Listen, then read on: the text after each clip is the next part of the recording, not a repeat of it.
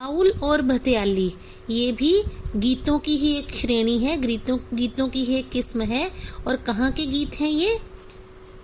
बंगाल के। पंजाब में कौन से लोकगीत गाए जाते हैं? पंजाब में माहिया आदि भी इसी प्रकार के हैं।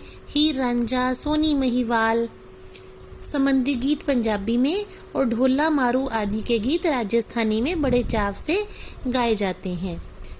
इन देहाती गीतों की रचयिता कोरी कल्पना को इतना मान न देकर अपने गीतों के विषय रोजमर्रा के बहते जीवन से लेते हैं। यानी ये जो लोकगीत होते हैं ना, ये काल्पनिक नहीं होते, ये लोगों के जीवन की समस्याओं से जुड़े हुए होते हैं, उनकी भावनाओं से जुड़े हुए होते हैं, इसलिए ये काल्पनिक नहीं वास्तविक होते हैं, जिससे वे सीधे मर्म को छू लेते हैं।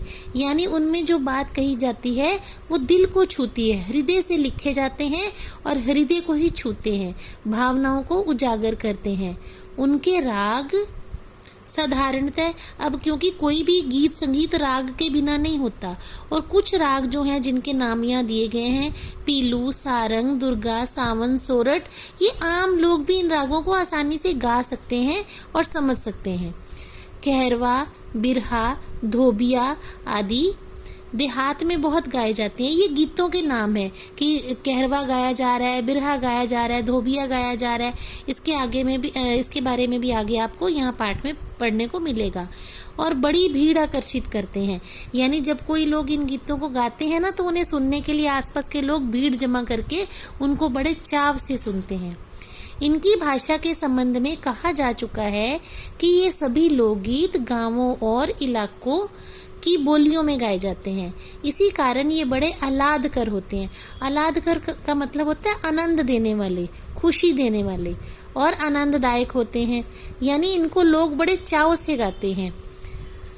राग तो इन गीतों के आकर्षक होते ही हैं, इनकी समझी जा सकने वाली भाषा भी इनकी सफलता का कारण है। लोकगीत सफल क्यों है? क्योंकि ये आम जनता के गीत हैं, आम जनता के लोग ही इनकी रचना करते हैं, और इनकी जो भाषा वो भी आम ही जनता की होती है, इसलिए ये शास्त्रीय संगीत से अधिक लोकप्रिय होते हैं। भोजपुरी में करीब 30-40 वर्षों से विदेशिया का प्रचार हुआ है। अब विदेशिया भी गाने की एक किस्म है। गाने वालों के अनेक समूह इन्हें गाते हुए देहात में फिरते हैं, यानी लोग इन्हें देहात में, गांव में घूम घूम कर गाते हैं। उधर के जिलों में, विशेषकर बिहार में, विदेशिया से बढ़कर दूसरे लोकप्रिय गीत नहीं हैं। इन गीतों में अधिकतर रसिक प्रियों और प्रियाओं, रसिक प्रिय होते हैं प्रेमी, और प्रियाओं यानी उनकी प्रेमिकाएं, प्रेमी और प्रेमिकाओं की बात रहती है, परदेसी प्रेमी की, और इनमें करुणा और विरह का रस बरसता है। अब आप ये देखिए, बिहार के ज़िले में बहुत गरीबी है। बिहार के ज़िले के जो आदमी लोग होते हैं वो दूसरे प्रदेशों में धन कमाने के लिए चले जाते हैं, और उनका परिवार, उनके माता पिता, उनकी पत्नियां, उनके बच्चे पीछे छूट जाते हैं। जब इनकी याद में उनके घर के, उनके रिश्तेदार, उनके प्रिय लोग जो गीत गाते हैं, तो उनमें परदेसी प्रेमी की, किसी का प्रेमी बाहर गया हुआ है, किसी की पत्नी जो है अकेली है, उसका पति बाहर गया हुआ है, तो उसकी याद में जो गीत गाए जाते हैं वो उसमें विरहा यानी वियोग का, बिछोड़े का रस रहता है, भाव रहता है, और उसमें करुणा भी होती है। ठीक है। जंगल की जातियों आदि के भी दल गीत होते हैं। अब जंगलों में जो आदिवासी जातियां रहती हैं ना, उनके अपने भी ग्रुप सॉन्ग, दल गीत का मतलब ग्रुप सॉन्ग्स होते हैं, जो अधिकतर बिरहा आदि में गाए जाते हैं।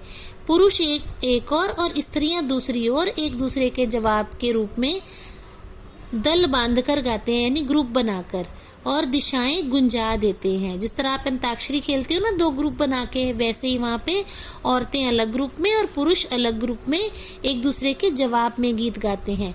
और जब सब मिलकर गाते हैं तो चारों दिशाओं में उसकी गूंज सुनाई देती है।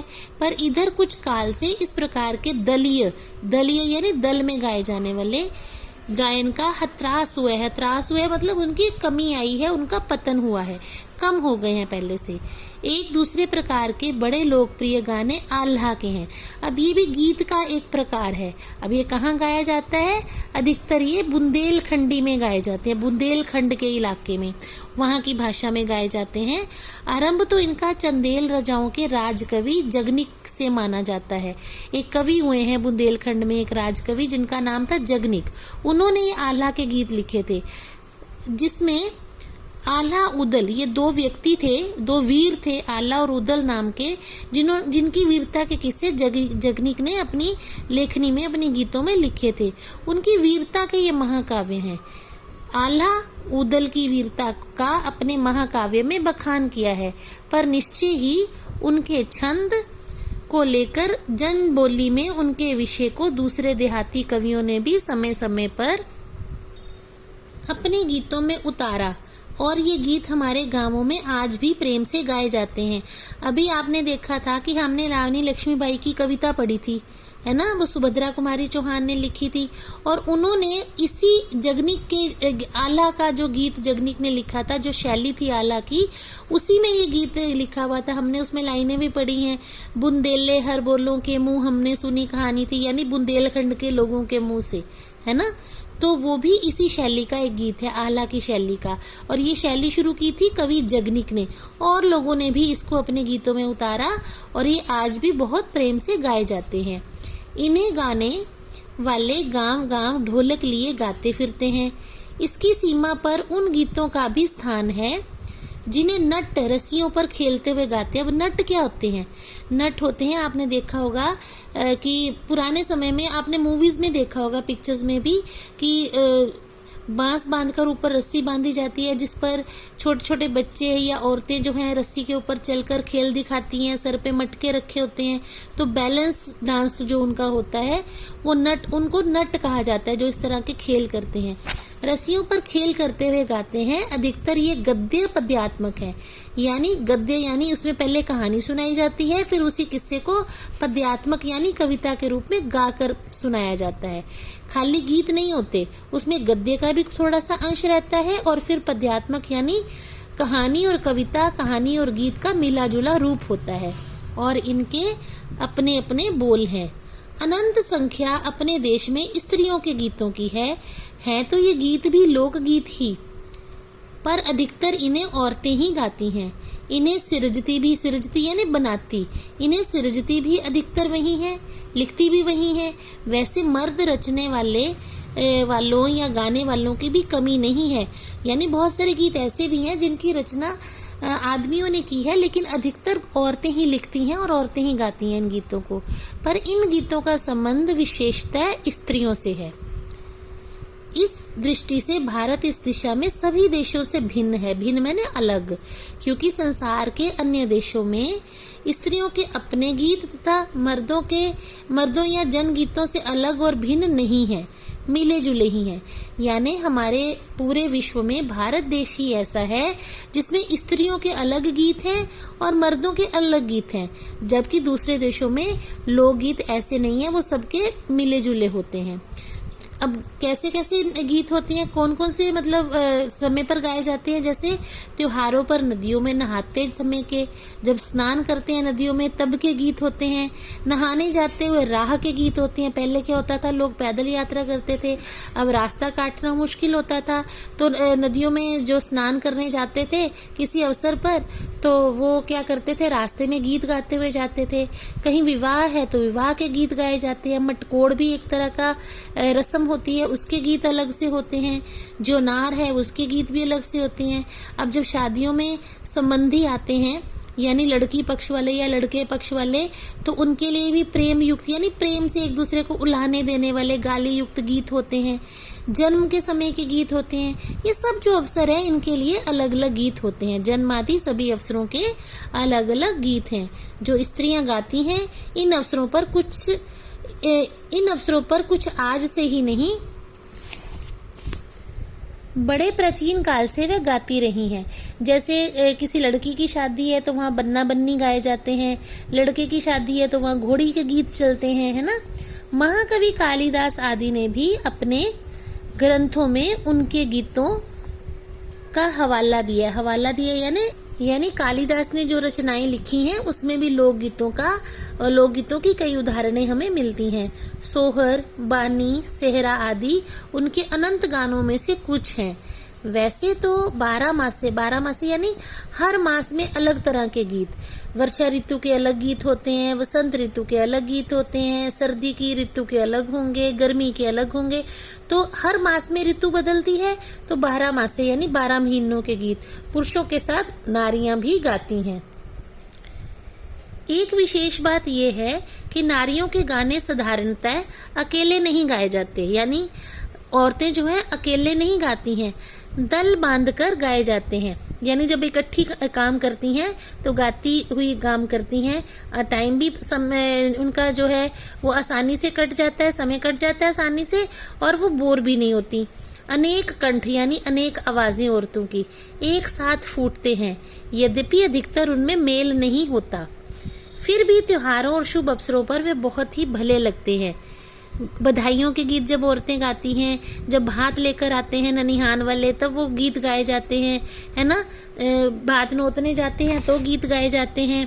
इस तरह बच्चे के जन्म पर गीत गाए जाते हैं, बच्चे के जन्म के बाद जो छठी का अवसर होता है उस पर गीत गाए जाते हैं। तो इस तरह अलग अलग अवसर पर सारी औरतें मिलकर गीत गाती हैं, भले ही आवाज़ें उनकी अलग अलग हों, लेकिन अच्छे लगते हैं, रौनक लगती है। गाँवों और नगरों में गायिकाएं भी होती हैं, यानी गीत गाने के लिए स्पेशल जो सिंगर्स मंगवाए जाते हैं वो भी होती हैं, जो विवाह, जन्म आदि के अवसरों पर गाने के लिए बुला ली जाती हैं। सभी ऋतुओं में स्त्रियां उल्लसित होकर यानी पूरे उत्साह के साथ खुश होकर दल बांधकर गाती हैं, पर होली, बरसात की कजरी आदि तो उनकी अपनी चीज है जो सुनते ही बनती है। पूर्व की बोलियों में अधिकतर मैथिल, कोकल, विद्यापति के गीत गाए जाते हैं, पर सारे देश के कश्मीर से कन्याकुमारी, केरल तक, काठियावाड़, गुजरात, राजस्थान से लेकर उड़ीसा, आंध्र तक सबके अपने अपने विद्यापति हैं, यानी गीत गाने वाले लोग हैं। स्त्रियां ढोलक की मदद से गाती हैं। अधिकतर उनके गाने के साथ नाच का भी पुट यानी अंश, थोड़ा सा टच होता है। गुजरात का एक प्रकार का दलीय गायन, अब यहाँ पे बच्चे क्या करते हैं, य को आ की मात्रा लगा देते हैं, वो दलिया बन जाता है खाने का पदार्थ। यह है दलीय गायन, यानी दल में गाया जाने वाला। कौन सा है? एक विशेष प्रकार गरबा है, जिसे विशेष विधि से घेरे में घूम घूम कर औरतें गाती हैं। आपने गरबा डांस तो देखा ही होगा। गरबा नृत्य में हाथ में छड़ियाँ लेकर बजाती जाती हैं और घूम घूम के गाती हैं, साथ ही लकड़ियाँ भी बजाती जाती हैं जो बाजे का काम करती हैं। बाजे यानी बीट का काम करती हैं। इसमें नाचना और गाना साथ साथ चलते हैं। वस्तुतः ये नाच ही है, असल में है ये नृत्य। सभी प्रांतों में यह लोकप्रिय हो चला है, यानी लोग इसे पसंद करते हैं। इसी प्रकार होली के अवसर पर ब्रज में रसिया चलता है, जिसे दल के दल लोग गाते हैं, स्त्रियां विशेष तौर पर। गांव के गीतों के वास्तव में अनंत प्रकार है। अनंत मतलब कई तरह के। जीवन यहाँ इठला इठला कर लहराता है, यानी लोग इन गीतों के जरिए इन गीतों को गाकर खुशी महसूस करते हैं। जीवन उनका लहराता हुआ, यानी उन्हें अच्छी तरह बिताना आता है। वहाँ भला आनंद के स्रोतों की कमी हो सकती है। स्रोत मतलब जहाँ से ये चीजें शुरू होती हैं, पैदा होती हैं। उद्यम जीवन के ही वहाँ के अनंत संख्यक गाने प्रतीक हैं। प्रतीक मतलब निशान, कि वहाँ के लोग अगर मेहनत करते हैं तो साथ में आनंद करना, उत्सव करना, अपने आप को आनंदित करना, मजे लेना, जीवन का सही तरीके से व्यापन करना, ये सब उन लोगों को आता है। तो इसी के साथ हमारा ये अध्याय समाप्त होता है। नमस्कार।